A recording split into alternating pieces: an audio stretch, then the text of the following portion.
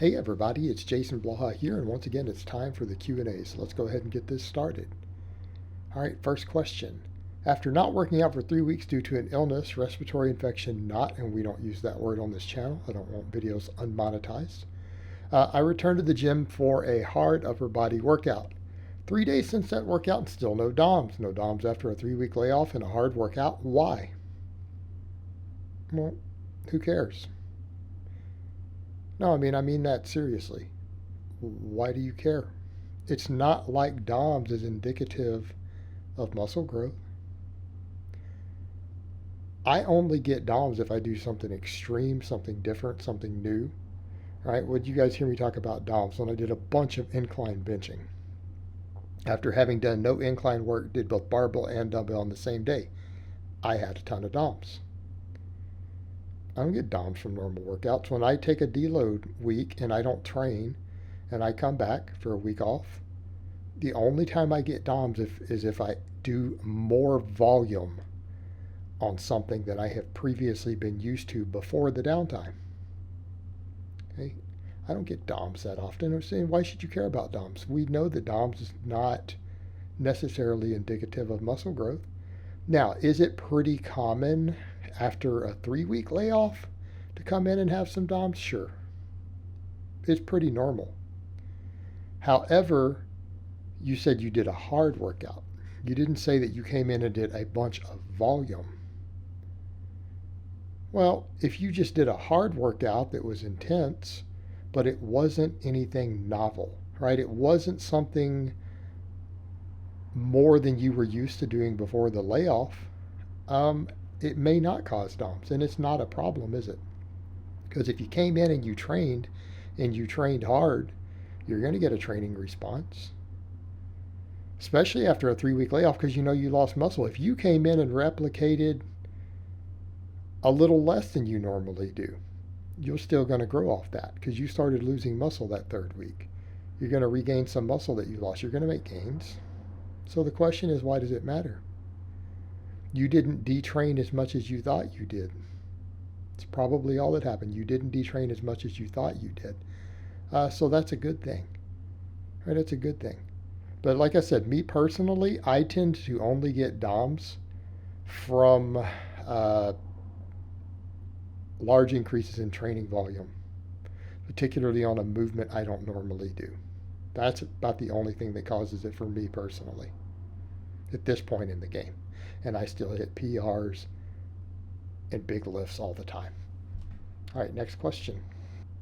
What do you think of landmine presses as a substitute for overhead press? Interesting question. Here's what it comes down to. It comes down to, do you personally feel that you need or would benefit from an overhead press? Because, let's make this very clear, it is not necessary to overhead press for maximum strength or maximum development if you do not do an overhead sport of some type. So context. Now, that being said, there are people who feel that they really would benefit from an overhead press. They want to do overhead pressing. I mean, I coach clients who we max on the overhead press. I have clients who care about it a lot.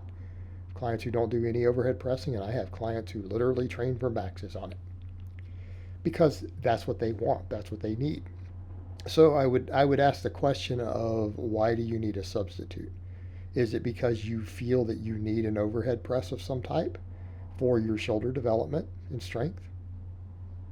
Then by all means, okay, start looking for a substitute if you cannot perform it with a barbell for whatever reason. And perfect example, my bro Austin Slater, he posts in the comments sometimes. We've chatted about this in the past.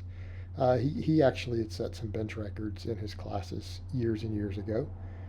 Pretty strong bencher back in the day. As he got older, he did have some shoulder issues, and what he found is that the landmine press was an overhead press he could do with no pain, no issues with his shoulders. And he can't use a normal barbell. He can't do it. But he can do the landmine press. And it has to do with the way that it puts the angles of his joint. He can do it pain-free. He can get a really good front delt exercise. Right? He can get all that in, and it works great for him. So I would say if you feel that you need an overhead press. A landmine and landmine attachments are not hard to get. I have one. I never use it, but I own one. They're pretty easy to get. It's easy to set up. It's a real easy exercise to set up as long as you have the attachment at your gym or at home.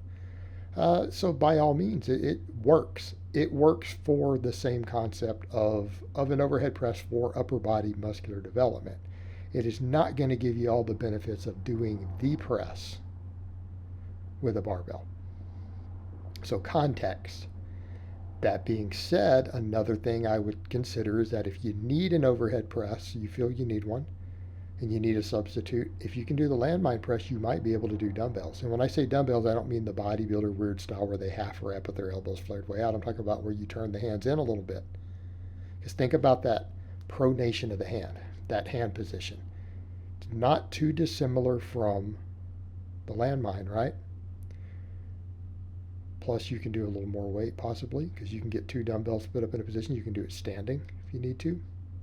That's an option as well. Again, if you can do it with the landmine, you might be able to do dumbbells in that manner the same way. The other thing I would say, though, is that make sure that you need an overhead press. What you're doing an overhead press for, you might find that a cambered bar does the same thing on a bench. You might find that an incline bench can do the same thing.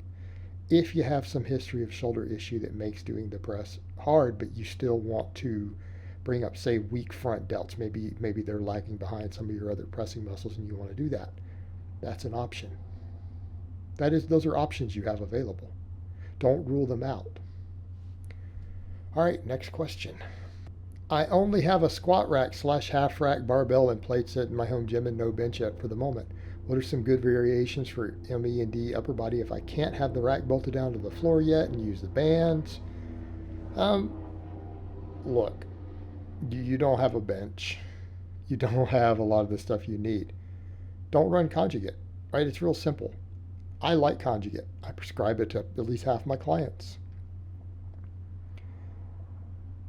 You don't have to do conjugate. In fact, I'm going to say the less equipment you have, the less I'm going to encourage conjugate.